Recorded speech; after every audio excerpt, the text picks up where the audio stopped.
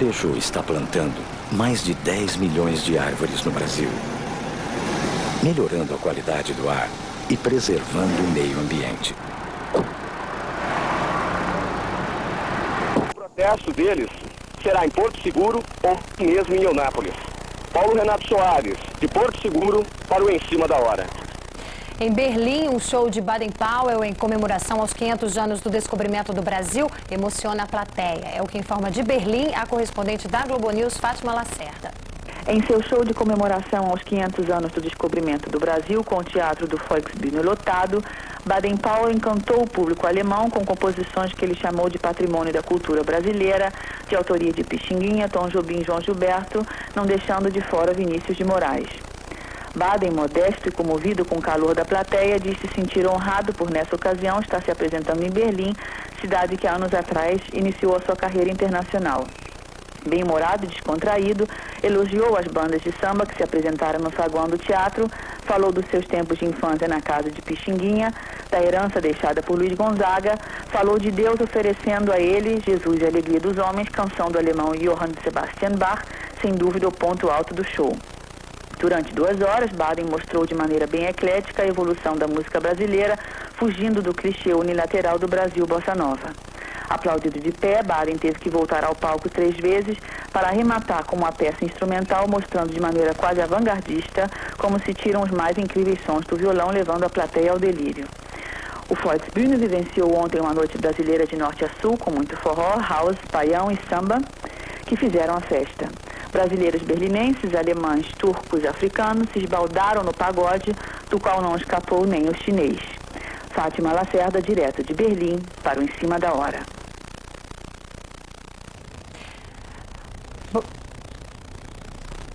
Bom, agentes de imigração dos Estados Unidos invadiram a casa da família do menino cubano Elian Gonçalves, em Miami, durante a madrugada e levaram o garoto à força.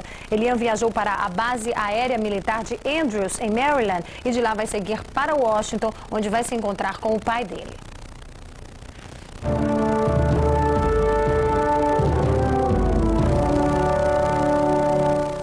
A principal reflexão brasileira deve ser sobre a persistente desigualdade social que afeta o Brasil.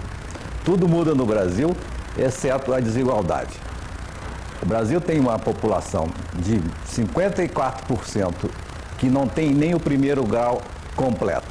O Brasil tem 85 milhões de pobres, definidos pela Organização Mundial, pelo Banco Mundial, desculpe, como pobres, isto é, com um salário abaixo de 70 dólares. Isto após 500 anos e após mais de um século de independência. Esta situação de exclusão social é o centro da problemática brasileira. E creio que é sobre ela que devíamos pensar, porque o Brasil não será uma nação no futuro se esta imensa exclusão não for revertida, se essa imensa maioria da população não tiver oportunidade de ter êxito neste século XXI que está se aproximando, que exige fundamentalmente uma base muito sólida de educação. E agora sim você vai acompanhar as informações sobre essa ação do Departamento de Imigração dos Estados Unidos, que os agentes entraram na casa dos parentes de Elian Gonçalves em Miami e levaram o menino à força. Um grupo de agentes federais americanos entrou de surpresa na casa do tio-avô de Elian Gonçalves às 5h15 da manhã, hora local, e tirou o menino cubano à força. Ele estava dormindo. Elian saiu nos braços de uma agente e foi levado num carro branco. Houve muita confusão. A atitude dos agentes irritou dezenas de pessoas que estavam reunidas na frente da casa. Testemunhas disseram que a polícia jogou bombas de gás lacrimogênio para dispersar os manifestantes e os jornalistas. Elian Gonçalves tem 6 anos e sobreviveu a um naufrágio em que a mãe e o padrasto morreram na costa americana. O menino deve ser entregue ao pai, Juan Miguel Gonçalves, ainda hoje. Ele está em Washington, na casa de um diplomata cubano. O presidente Bill Clinton apoiou a operação de resgate do cubano Elian Gonçalves. A informação foi dada pelo porta-voz da Casa Branca. Clinton disse que se as negociações com os parentes de Elian fracassassem, os agentes do Serviço de Imigração deveriam entrar em ação para retirar o menino e entregá-lo ao pai, que chegou este mês aos Estados Unidos para levar o filho para Cuba. Estas imagens foram feitas por uma televisão americana momentos depois da invasão dos agentes do Serviço de Imigração dos Estados Unidos. Eram ao todo 20 homens. A foto mostra o momento em que ele é retirado à força pelos agentes que estavam armados. Nos braços de um dos parentes, o menino parece muito assustado. Ele dormia na hora em que os agentes chegaram e depois da operação o quarto dele ficou muito revirado.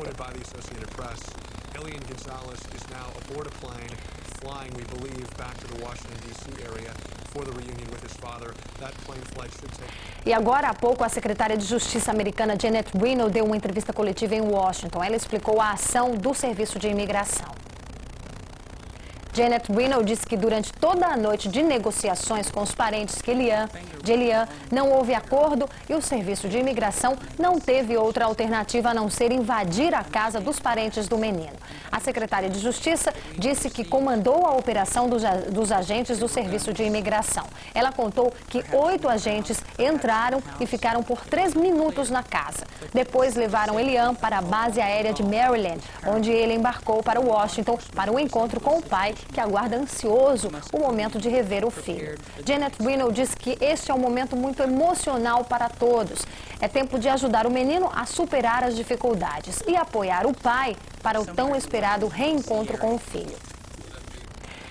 Um piloto da polícia britânica perde o controle do helicóptero e acaba caindo em cima de uma casa ao norte de Cardiff, no país de Gales.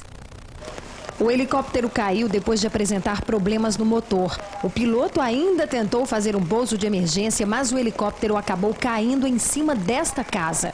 Os moradores jantavam na hora do acidente, mas nada sofreram.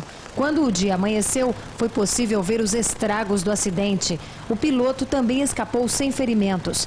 A polícia cercou a área e abriu uma investigação para saber as causas da queda do helicóptero.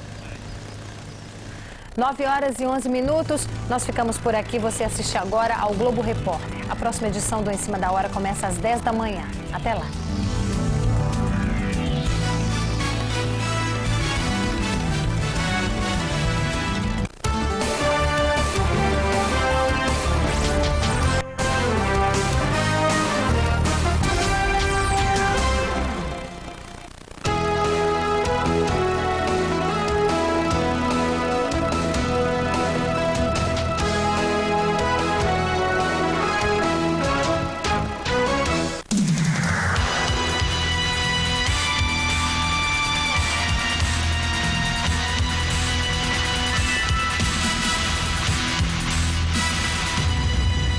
Boa noite.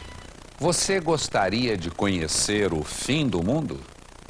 No programa desta noite, viajamos até a última parada ao sul do planeta. Lá existe uma terra deslumbrante. Nossos repórteres pisam a montanha gelada que tem o tamanho de uma cidade. Testemunham avalanches. Descobrem uma surpreendente vida selvagem. Lobos marinhos, pinguins, caranguejos gigantes, bichos com o poder de derrubar uma árvore com os dentes. E os brasileiros que moram no fim do mundo, como vivem? Embarque nesta fascinante aventura que começa na Grande Geleira e termina na última fronteira habitada, a Terra do Fogo.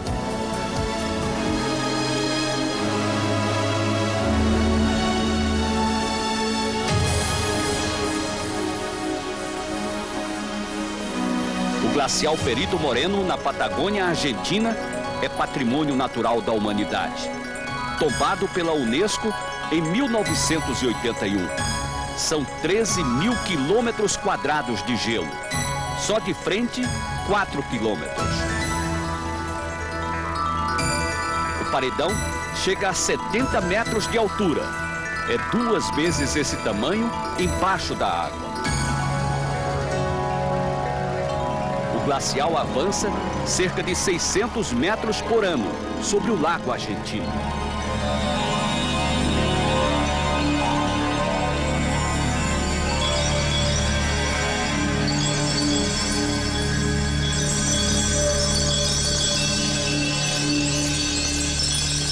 imenso paredão de gelo se move lentamente e sempre que há um desmoronamento, cai uma grande pedra dali, provoca ondas imensas e os pedaços vêm até aqui. Os que ficam no lago formam os icebergs. De longe, parecem simples blocos de gelo, mas são um perigo boiando no meio do caminho.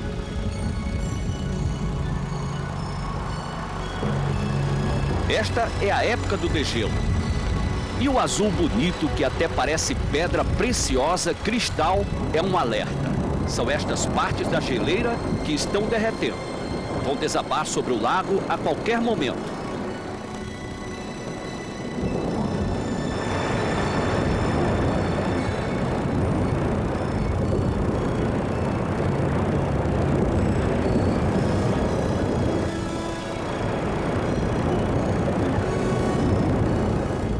É assustador, mas este é um verão de calmaria no Perito Moreno. Podemos fazer o passeio que atrai pessoas do mundo todo. Vamos escalar a geleira. Primeiro, temos que calçar as garras de ferro que ficam presas às botas. Depois, nosso guia explica como se deve caminhar no gelo para evitar acidentes. Para subir, temos que subir haciendo passos cortos. E lá vai ele brincar de alpinista para mostrar que as garras de ferro são seguras, grudam mesmo no gelo.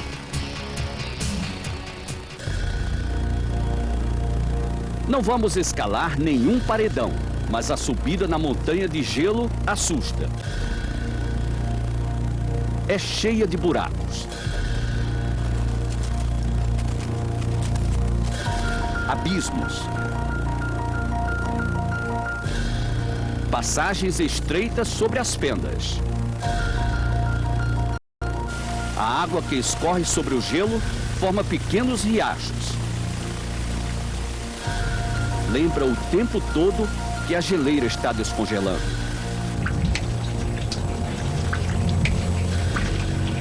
Depois de ouvir bem as instruções do guia e sentir firmeza no sapato com ponta de ferro, dá para caminhar nos locais que parecem mais difíceis da montanha de gelo.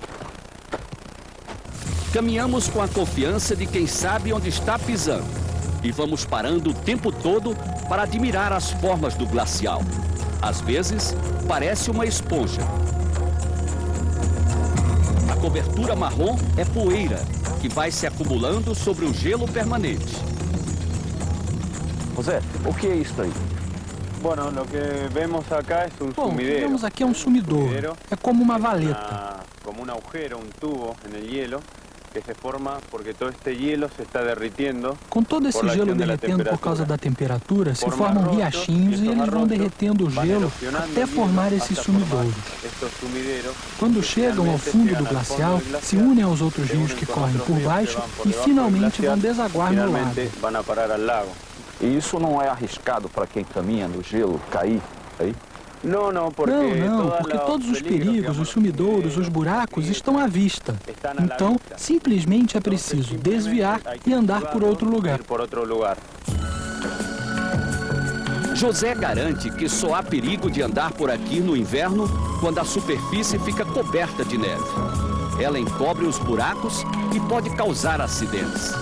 Mas nesta época, o passeio é diversão pura. Nem sempre foi assim. Uma beleza, um espetáculo que pode ser visto de perto.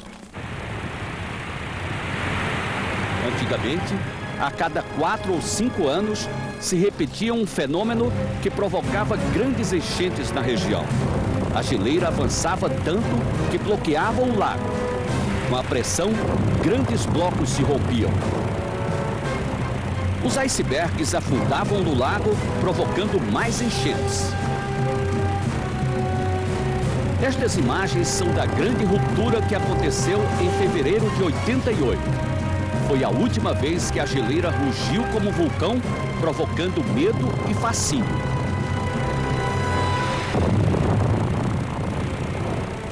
As geleiras representam 10% do território do planeta e 90% da água disponível. São montanhas de gelo que podem alterar o clima da Terra. Se todas desmoronassem assim ao mesmo tempo, elevaria o nível dos mares em 60% ou 70%. Seria um desastre, porque o alagamento nas áreas costeiras afetaria diretamente grandes cidades.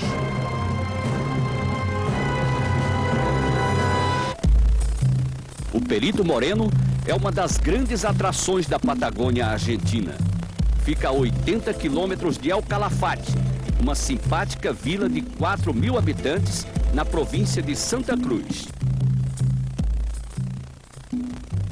Daqui, faltam 1.000 quilômetros para chegarmos ao fim do mundo. Parte da viagem é feita de carro. Nas estradas, vamos conhecendo a fauna típica da Patagônia Austral. As emas são bem menores do que as encontradas no Pantanal de Mato Grosso. A águia andina desce a montanha para se alimentar. Ela é menor do que a águia americana, mas se destaca pela agilidade quando está caçando. O chimango é uma espécie de falcão. Caça coelhos e pequenas ovelhas. O que mais caracteriza esta região é o guanaco, um bicho arisco que foge da câmera mesmo a 1 quilômetro de distância.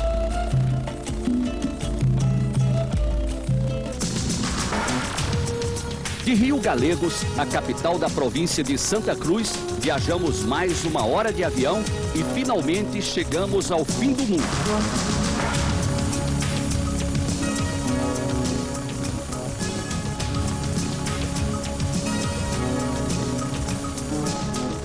Quando a gente viaja para um lugar muito distante, costuma dizer que vai para o fim do mundo.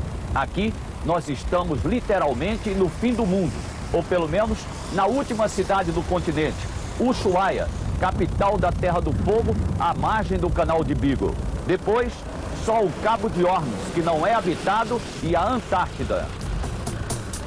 O Canal de Beagle é o caminho natural entre o continente habitado e o Polo Sul. É a fronteira do fim do mundo. A quantidade de barcos, veleiros e iates que aportam e zarpam todos os dias confirma a importância deste canal para os navegantes. Nosso passeio começa com um dia claro, ensolarado. Até parece o verão brasileiro, não fosse o frio de 10 graus.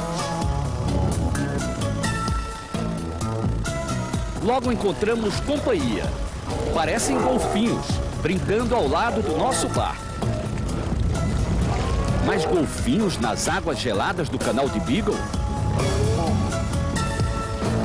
São os lobos marinhos que moram aqui, os mais antigos habitantes do fim do mundo. Os índios que viviam na Terra do Fogo comiam a carne dos lobos e aproveitavam as peles para se proteger do frio. Os lobos marinhos dividem o espaço nas ilhas com as aves. Cada um deles tem pelo menos 10 fêmeas para proteger e estão sempre brigando em defesa dos seus haréns. Os machos crescem até 2,5 metros e podem pesar 300 quilos. As fêmeas são menores e não pesam mais de 150 quilos. A partir dos 4 anos de idade, elas já podem reproduzir. Depois de 1 ano de gestação, os filhotes nascem com a cor escura. Quando chegam à idade adulta, passam a concorrer pela liderança dos haréns. Navegando pelo Canal de Beagle, com esta paisagem e esta paz, é difícil acreditar que por pouco não houve uma guerra aqui nos anos 70. Chile e Argentina disputavam a posse do canal, ponto estratégico de reabastecimento para as embarcações que vão até a Antártida. Por sorte, a briga não saiu do papel e o canal continua pertencendo aos 2 países. Do lado argentino, encontramos muitas aves e 2 espécies de pinguins. A pata e o bico alaranjados são característicos do pinguim papua. Este é um jovem mudando de penugem. Depois ele vai ficar assim, com essas duas faixas do pescoço, parecendo um colar de duas voltas. São os pinguins de Magalhães, originais do Estreito de Magalhães. Escolheram o canal de Beagle para morar há 20 anos. Hoje estão concentrados nas ilhotas. No verão, parecem crianças de férias da praia.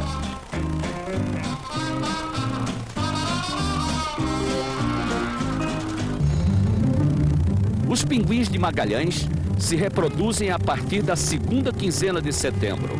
Os machos chegam na frente para demarcar o território. Eles voltam sempre para o mesmo lugar do ano anterior. As fêmeas também são fiéis aos parceiros. Elas só trocam o macho da temporada passada se ele se atrasar muito para chegar, ou simplesmente não aparecer. Os pesquisadores dizem que só não voltam para acasalar os pinguins que morrem no mar durante o inverno. De março a setembro, os pinguins viajam pelo Atlântico Sul à procura de comida e atrás de águas mais quentes. Volta e meia, se perdem muito longe de casa. É comum encontrar um pinguim de Magalhães nas praias do Rio Grande do Sul e Santa Catarina. 8 graus é o máximo que chega a temperatura da água durante o verão no canal de Beagle. Este mergulhador profissional enfrenta o desafio. Vai descer 20 metros para pescar. Não fosse a roupa especial, ele morreria congelado em menos de 10 minutos. Mas Héctor está acostumado. Especialista na fauna marítima da Argentina, ele sabe muito bem como se proteger. Só o bigode vai ficar fora. Muito trabalho, não? Me ajuda aqui? Sim. Héctor está mergulhando para pescar o fruto do mar mais apreciado na Terra do Fogo. É a centoia, um caranguejo gigante. Chega a pesar 8 quilos. Já houve época que se pescava centoias de até 1,5 metro de largura entre uma pata e outra. Hoje em dia, não se encontra mais bichos tão grandes. A centoia leva 20 anos para crescer, mas vira comida bem antes disso. Meia hora de mergulho e Héctor volta com 4 centoias na rede. Ele mostra a diferença. O macho tem a forma do corpo parecida com um triângulo. A fêmea é arredondada. Esta está ovada e é devolvida à água para garantir a reprodução da espécie. Outra fêmea é liberada porque também está cheia de ovos. Os 2 machos vão para a panela. Héctor mostra como é simples. Separa as patas do corpo, lava com a água do canal e leva para ferver. O gosto é igual à carne de caranguejo que conhecemos. A diferença é que a centoia é bem maior e rende um prato bem mais suculento.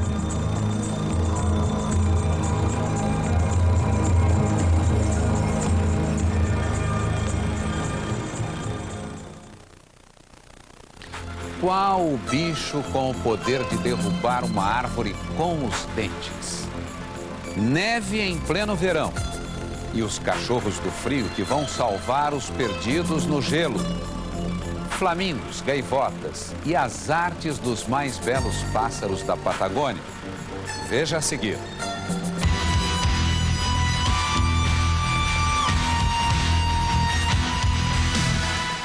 Eu sou William Vac do Globo News Painel.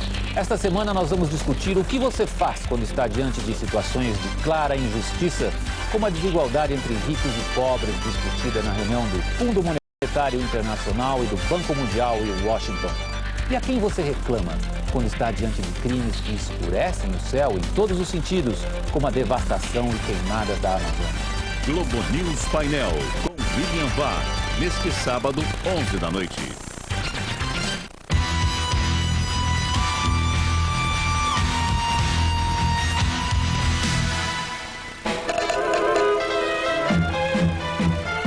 ...45 mil pessoas moram no fim do mundo. Ushuaia vive do turismo ecológico e da atração das pessoas por um clima de arrepiar. Os ventos passam de 130 km por hora. Chove, neva e faz muito frio. A mudança de temperatura desta região austral é muito constante. Nós sentimos na pele as reviravoltas do clima. De um dia para o outro, pode-se passar dos 24 graus positivos para os 6 negativos. Um dia típico de verão em Ushuaia pode ter neve, por exemplo. No inverno, a variação da temperatura pode ser bem mais dolorosa para quem não está acostumado. Os termômetros oscilam entre os 14 graus positivos e 18 abaixo de zero. É quando as pistas de esqui ficam cobertas de neve e os esportes de inverno movimentam o fim do mundo. Os campeonatos de esqui são famosos. A temporada vai de agosto a outubro, com participantes da Europa, Estados Unidos e a maioria dos países da América do Sul.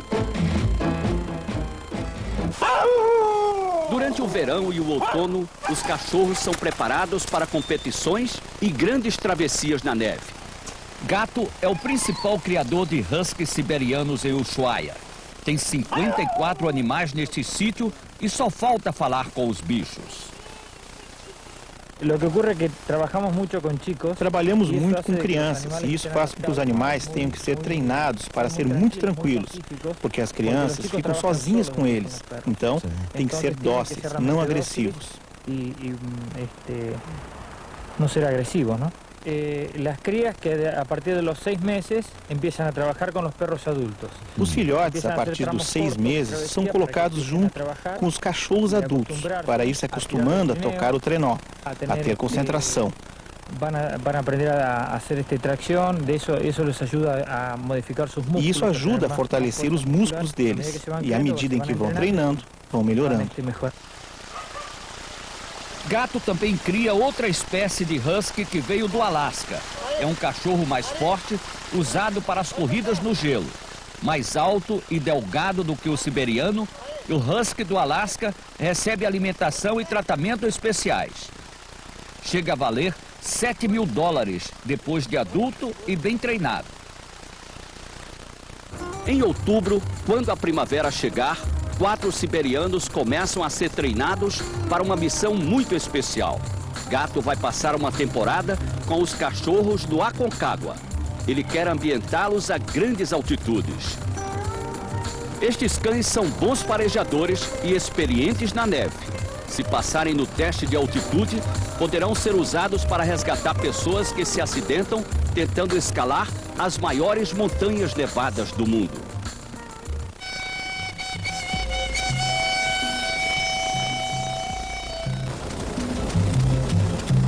A bordo de um trenzinho, vamos agora percorrer as trilhas do Parque Nacional do Fim do Mundo. É uma das principais atrações de Ushuaia. No meio da vegetação preservada, das belas cachoeiras, sinais de devastação. Antes do lugar virar parque, os madeireiros quase acabaram com as árvores. Os castores se encarregaram de terminar o estrago. Para construir suas represas, os castores derrubam todos os troncos que encontram.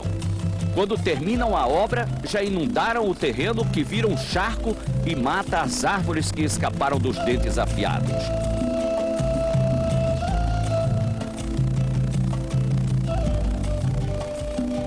Tem dentes muito fortes, esses castores. São os incisivos característicos dos roedores, que crescem sem parar. A cor é alaranjada, são muito grandes e muito poderosos com certeza, porque podem cortar árvores deste diâmetro e bem maiores também. Sim. Essas são as marquinhas dos dentes. Eles vão roendo, roendo, até que cai o tronco, que é usado para construir os diques. Eles arrastam o tronco até lá? Sim. Marta é doutora em biologia e pesquisa os castores desde que chegou a Ushuaia há 19 anos.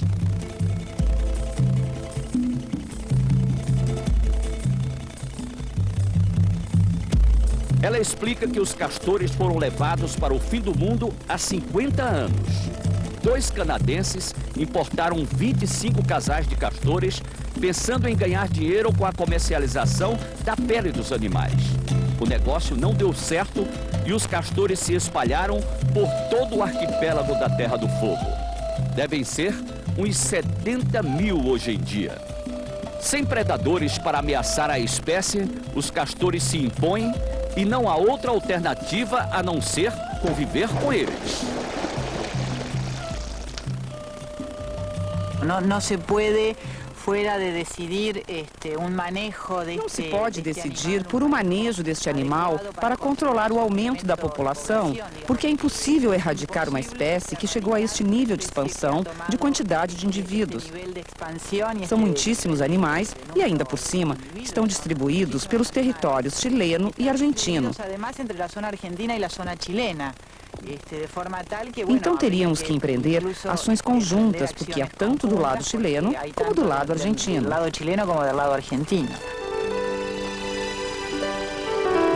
No parque ou junto aos bosques da Terra do Fogo vivem muitas espécies de aves. O cauquém é o pássaro mais comum. A penugem marrom é das fêmeas. No fim do outono, eles se concentram em grandes bandos e emigram para o norte. Nas lagoas, crescem cisnes de pescoço preto. Patos selvagens. Uma infinidade de cormorões. E flamingos. Eles se destacam pela cor da plumagem. Procuram sempre água rasa para pescar.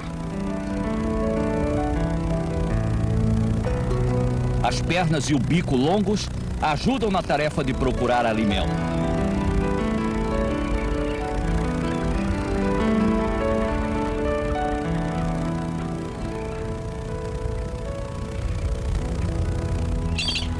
A família das gaivotas é grande.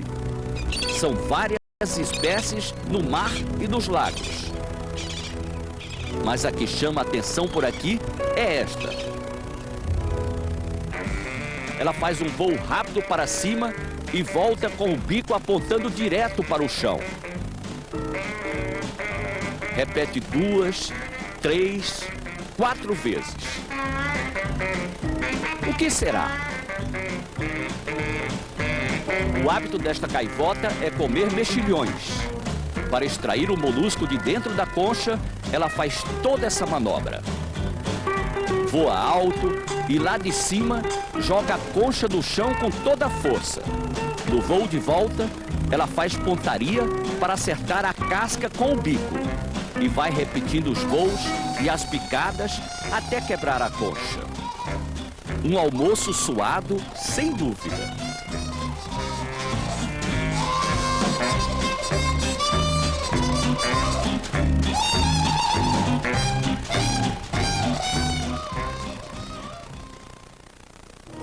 A família paulista que viaja pelas Américas num ônibus casa. Quem são os brasileiros que vivem no fim do mundo?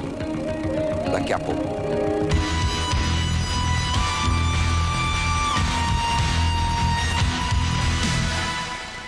Nós temos somente 0,9% do comércio mundial.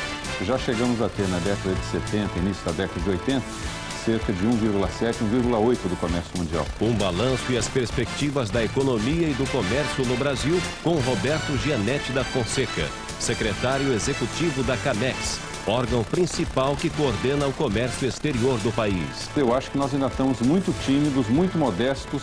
O tamanho da nossa economia, que é 2% do PIB mundial, deveria ter proporcionalmente 2% do comércio mundial, no mínimo. Conta Corrente Especial, com Gilberto Menezes Cortes, neste sábado, 1h30 da tarde e 8h30 da noite.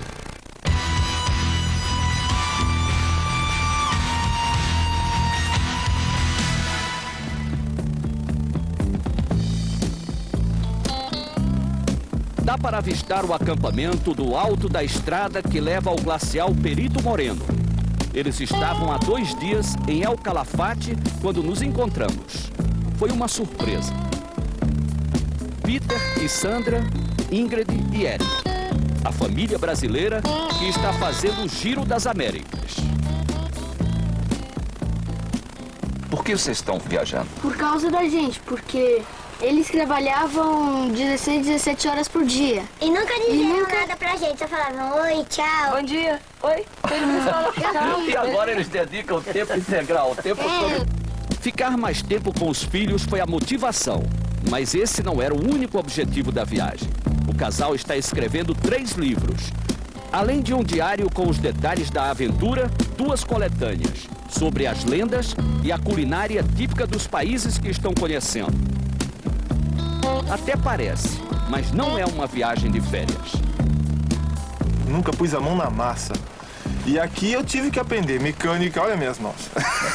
Eu tive que aprender mecânica, eu tive que aprender hidráulica, eu tive que aprender eletricidade, tudo na marra. Porque cada trecho que você anda, alguma coisa solta, um cano que rompe. Uma roda que saiu no meio da estrada. A casa sobre rodas dá um trabalhão. Além das tarefas domésticas, o casal tem que manter uma rotina de estudos para as crianças. Fora da escola, Ingrid e Eric estão aprendendo geografia, espanhol e história com a própria viagem. As outras disciplinas... Minha mãe aqui é professora há 17 anos, meu papai é recém-professor. Faz 4 meses que está me ensinando matemática, estudos sociais, ciências. E confessa uma coisa sobre matemática. Lá em Atibaia, eu odiava, não gostava de matemática porque não aprendi não conseguia entender nada. Agora já está entendendo. Agora eu comecei a gostar por causa... Minha mãe disse que é por causa do professor, mas eu não sei não. Eu acho que o ano está sendo... Eu acho que o ano... Matemática é uma coisa muito pessoal, né? Se você entende a língua do professor... Ele pelo menos conseguiu entender. Eu até hoje não consegui. Até hoje eu odeio matemática. Pra ele. Eles moram em Atibaia, a 70 quilômetros de São Paulo. Peter vendeu a produtora de vídeo, juntou as economias e transformou este ônibus numa casa ambulante. Eles vão rodar as 3 Américas numa viagem que só termina em 2004. Esta primeira etapa, que inclui toda a América do Sul, começou em novembro do ano passado e vai acabar no próximo Natal. De volta a Atibaia, eles vão descansar um pouco e matar a saudade dos parentes. Depois... estrada outra vez e novas histórias. O que você gostou mais da viagem até agora? É o gelo, né? O gelo? Um tempão, né? Ela queria pôr a mão no gelo de qualquer maneira. Ela tá aí brincando com o gelo. A gente está aproveitando tudo na viagem. Nós dormimos num lugar chamado Dos Bahias, em Camarones, que é uma pinguineira, mas amanhecemos com o motorhome do lado, com guanacos, com raposa, com choix. Assim, no meio do nada, lugar lindo. Sem luz, porque o cara tinha gerador, mas... Um guanaco pulou nas minhas costas e ficou montando um cavalinho assim. Pus a pá na minha cintura o dente dele, né? Parece uma língua. Tinha um filhotinho que tipo Bambi, assim, que mataram a mãe na caça e ele foi adotado pelo guarda-fauna. Ele não podia ver o cabelinho, a orelhinha, que ele vinha mamar, né? Ai, Ele mamou na minha orelha. Minha orelha nem tem leite. As crianças grandes e as crianças pequenas estão adorando. As grandes muito mais. Tchau, gente. Tchau, tchau. Tchau, Brasil. Não são poucos os brasileiros fascinados pelo sul do planeta. Este carioca, criado na praia do Leblon, escolheu Ushuaia para ganhar a vida. Vai entender. O ano passado, 24 abaixo de zero, foi a temperatura... nem sair de casa? Não, a gente sai. Trabalha todo dia, meus filhos vão para a escola, a gente vive como se fosse... Como se isso não tivesse nenhuma influência, porque você se acostuma. Genésio tem uma das vistas mais bonitas de Ushuaia. A casa dele fica no alto de uma montanha. Até pouco tempo não tinha luz e ainda é abastecida com água de rio. Mas como todas as casas do fim do mundo, tem aquecimento garantido por calefação e lareira.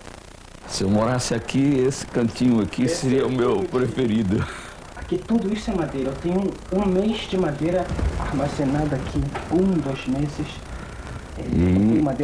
E a madeira aqui é vital, né? Porque sem o aquecedor você morre de frio. A mulher de Genésio reconhece: a vida não é nada fácil no fim do mundo. No inverno, a água congela na torneira e até para cozinhar ela tem que usar água mineral. A saúde dos filhos, por exemplo, exige cuidados bem específicos. Aqui em Ushuaia, os meninos, desde que nascem... Os meninos, desde que nascem, têm que tomar vitaminas. A vitamina B, que é produzida pelo sol. Como aqui não temos muito sol, eles têm que tomar a vitamina. Eles têm que tomar a vitamina. Desde bebezinho. Desde bebês. Eles se conheceram e se casaram no Rio de Janeiro, mas decidiram ganhar a vida fora do Brasil. De tanto procurar, acabaram encontrando emprego para os dois em Ushuaia. Alejandra é agente de viagens e Genésio, gerente de uma locadora de automóveis. Tem 2 filhos, Napoleão e Estefânia. Depois de 6 anos, conquistaram um padrão de vida que justifica o sacrifício de morar no fim do mundo. Até porque o fim do mundo com a internet é outra coisa. No computador, Genésio mata a saudade do Brasil e tenta encontrar seus velhos amigos. Ainda não consegui encontrar ninguém, mas tenho esperança de encontrar algum amigo meu. A internet também alimenta os sonhos de Alberto. Argentino, nascido em Ushuaia, neto de um dos fundadores da cidade, ele é funcionário público e marido de uma brasileira. Com Marisete, Alberto conheceu a caipirinha, os hábitos tropicais e se apaixonou por tudo. Sempre tem alguém que nos manda uma cachaçinha que eu gosto. Essa semana mandaram, meu marido já tomou tudo, com o limãozinho. Ele sozinho tomou tudo, porque ele é louco pela caipirinha. Alberto quer mesmo vida nova no Brasil. Já foi conhecer a família de Marisete em Andradina, Mato Grosso do Sul. E foi de carro. Demorou 7 dias, só para curtir as paisagens da terra onde sonha viver. O que ele tanto faz na internet é pesquisa, para escolher uma cidade. Tem que ter sol e muito calor. Até agora, a praia da Enseada, em Santa Catarina, é a mais votada por Marisete, Nico e Jerry. Mas a mudança não é para logo. Alberto quer primeiro se aposentar na Argentina. Enquanto espera, Marisete vai ter que continuar lutando bravamente para manter os hábitos brasileiros neste fim de mundo. Feijão argentino. 3 dias cozinhando. Siga igual. Duro. Tô esperando que minha mãe tá mandando pra mim do Brasil. Esse não. Mas você guarda até farinha, né? Farinha. Aqui, farinha. Minha velhinha mandou. Manda mais, mãe. Farinha.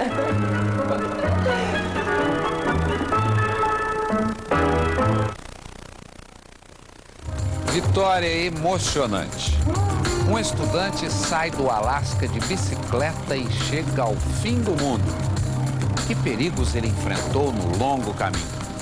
Veja a seguir.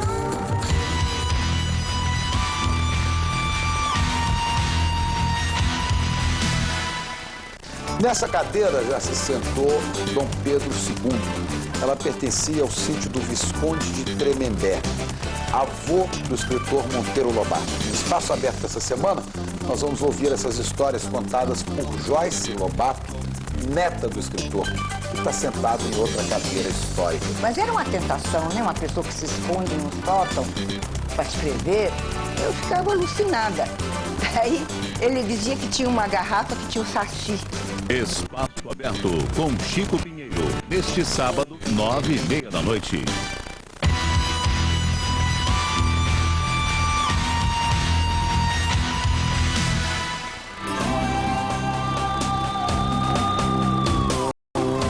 ...261 dias pedalando, 8 meses na estrada, do Alasca até Ushuaia, quase 18 mil quilômetros. Ele cruzou desertos, montanhas, venceu o frio e o calor. E a travessia da Patagônia, que se torna muito perigosa em vários trechos. É a Rota 3, que atravessa toda a Argentina e acaba aqui, nesta placa. Depois dela não existe mais nada. É literalmente o fim do caminho. O fim do mundo, como dizem por aqui. A família veio dos Estados Unidos para comemorar a chegada de Emanuel. Os pais são argentinos, os 4 irmãos americanos. O reencontro no fim da aventura foi emocionante. Muitas graças. Obrigado. Muito obrigado, Senhor.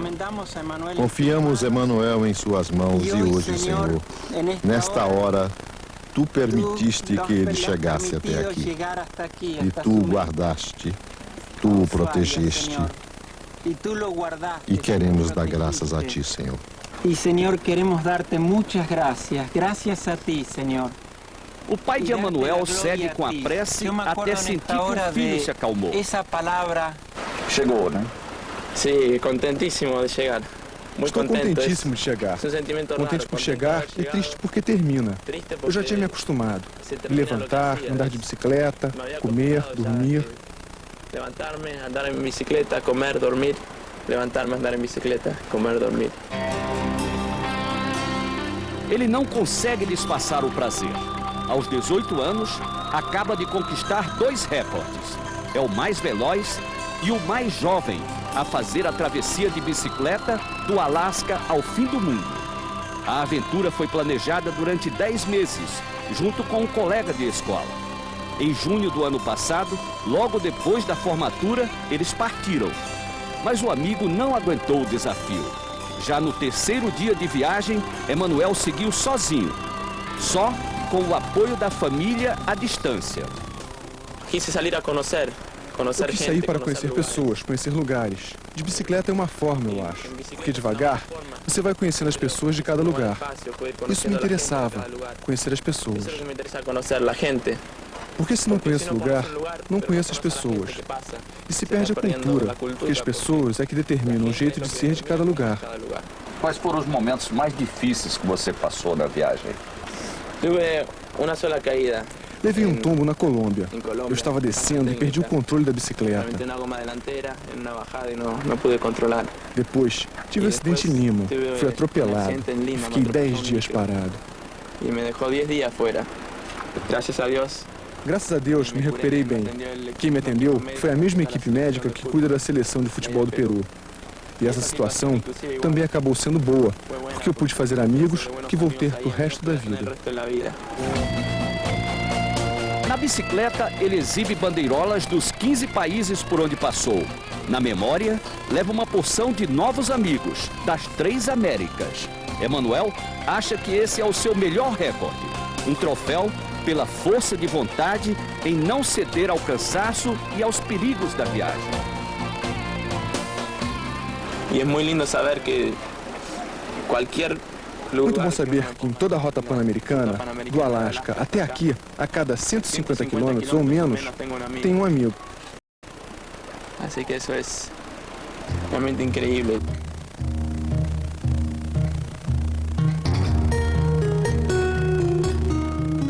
Para quem é cidadão do mundo, a pátria do coração nem sempre é o lugar de origem. Este argentino que conhecemos em Ushuaia não quer saber de criar raízes por aqui. Ele foi nomeado para gerenciar os negócios de uma companhia aérea na Terra do Fogo, depois de viver quase 15 anos no Brasil. Eu acho que foram os melhores anos da minha vida. Ele nasceu em Buenos Aires, mas leva na alma uma pátria verde e amarela. Por isso, ele acha a pista do aeroporto o lugar mais atraente de Ushuaia. Daqui, Marcelo pretende sair direto para a praia de Ipanema, onde morou por 12 anos.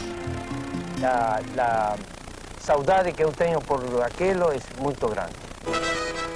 A saudade ainda vai doer bastante.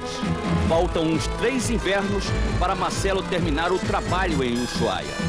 É o pior tempo para ele. O dia amanhece às 10 da manhã e escurece às 4 da tarde. Mas, em compensação, você tem períodos que tem um dia muito longo. Em dezembro, você escurece às 15 para meia-noite e aclara às 4:30 da manhã. E tem só 3 horas de noite. Você dorme menos ou você trabalha mais? Não, dormo menos. Eu tenho que botar não sei como umas antifaces porque não entre a luz na minha casa, senão você acorda muito cedo. O sol de Ipanema, do Brasil, é maravilhoso.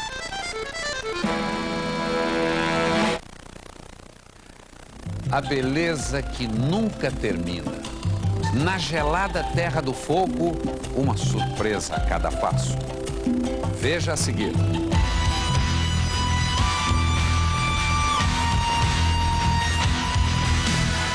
Mama África, a minha mãe é mãe solteira.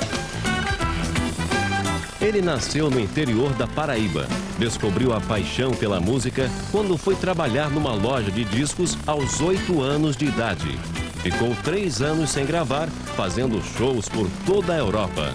Chico César, Almanac, na madrugada de sábado para domingo. Talvez ninguém possa me consolar.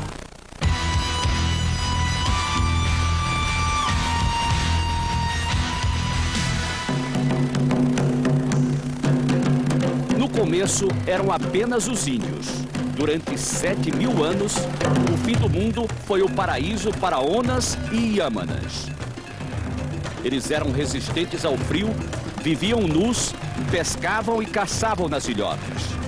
Até a chegada do homem branco em 1870. Foi o inferno na Terra do Fogo. As tribos tiveram que ceder espaço para as ovelhas. Os índios ficaram doentes. Viraram alcoólatras. Em 50 anos, estavam todos mortos. Ushuaia deixou de ser um ponto isolado no sul do continente, habitado só pelos índios, quando o governo argentino decidiu construir este presídio, inaugurado em 1902. Tinha capacidade para 800 pessoas, mas tem uma superlotação de 1.200 presos. E aqui, nesses corredores entre as celas, dá para a gente sentir o frio que eles passavam, uma média de 12 graus, porque a calefação era assim. Sistema antigo e no meio do corredor, nas celas, não havia nenhum tipo de aquecedor. O serviço administrativo do presídio levou para Ushuaia muitos funcionários públicos. Nesta época, eram apenas 1.800 moradores na cidade. Júlio Verne escreveu o clássico Farol do Fim do Mundo, inspirado na nova terra que estava sendo colonizada. E a Terra do Fogo virou pátria para migrantes de toda a Europa. Esta família, por exemplo, teve origem na Croácia. Os avós de Rubem se conheceram no Chile, em Punta Arenas. Um agricultor falido e uma jovem refugiada política. Quando se instalaram em Ushuaia no começo do século, plantaram raízes definitivas. A terceira geração da família nem imagina viver em outro lugar. Ao chegar ao Ushuaia, você pode gostar ou não, mas se você gosta, é como uma doença incurável. Quem diria? O destino de Ushuaia como presídio não era nada atraente, mas o fascínio pela terra distante, a última parada do sul do continente, mudou tudo. Nos últimos 20 anos, a pequena vila se multiplicou 10 vezes, virou cidade e capital da província. É uma terra de grandes oportunidades. O salário mínimo aqui chega a R$ 1.100. Quem sofre com o frio tem a recompensa de um cenário deslumbrante. Na Terra do Fogo, os dias são iluminados. A cada paisagem que parece a última, se descobre uma outra mais bonita. Ainda bem, no fim do mundo, não há nada que lembre o fim.